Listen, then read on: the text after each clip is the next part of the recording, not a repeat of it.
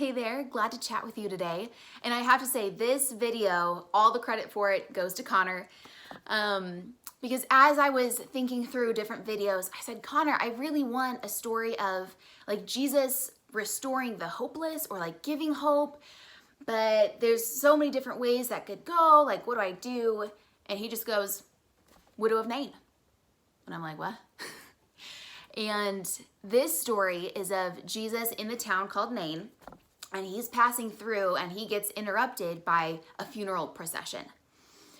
And the story says that this was the only son of a widow. Let's pause here for some New Testament context. For a family to continue both in like their land rights and in their financial stability, you had to have a male in the house. So here's a widow. So you already know this woman does not have a husband to provide for her, doesn't have hope for future children to be born into the family because that was kind of her job in that society. And if she has just lost her only son, this essentially means that this woman is going to be destitute. She doesn't have the right to continue that family's finances or create much money for herself. This is the end of the line for her. And I turned to Connor and I'm like, I don't know, Connor, like this already is such a sad story. And it is one of those resurrection stories where Jesus stops the funeral procession. He interrupts and he says, okay, little boy, wake up. And this son, granted, we don't know how old he was, little, big, who knows. And he wakes up and I turned to Connor and I said, but Connor, I don't want to do a resurrection story because that's just not what really happens now. I don't want to give a story of Jesus restoring the hopeless and then present this futuristic ideal that isn't very practical to the here and now of a resurrection. And this is where his brains got me because he goes, but Rachel, Jesus did resurrect the little boy. And yeah, that doesn't happen nowadays, but Jesus doesn't take the son. Jesus doesn't call the son to follow him and leave his mother. This is a huge contrast because for all of the disciples, Jesus told them, like, leave your family and follow me. And they did. But instead, Jesus restored the son to his mother.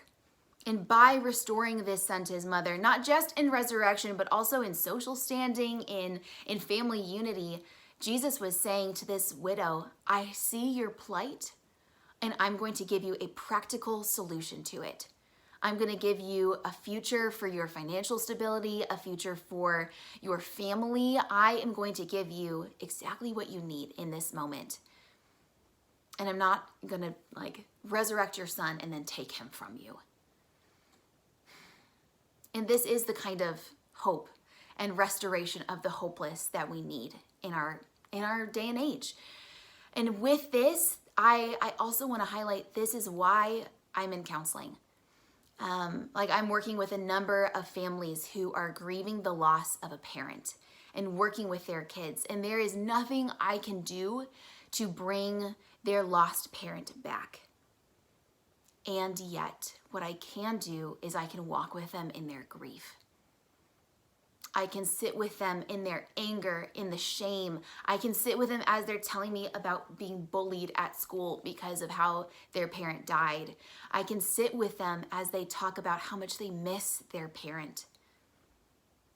And I can say, you're not alone because I'm going to be with you in this process. And I'm able to do that with these families because the services I'm offering right now are totally free for them. And that is a privilege. It is an honor to be able to offer free counseling to these families who really need it.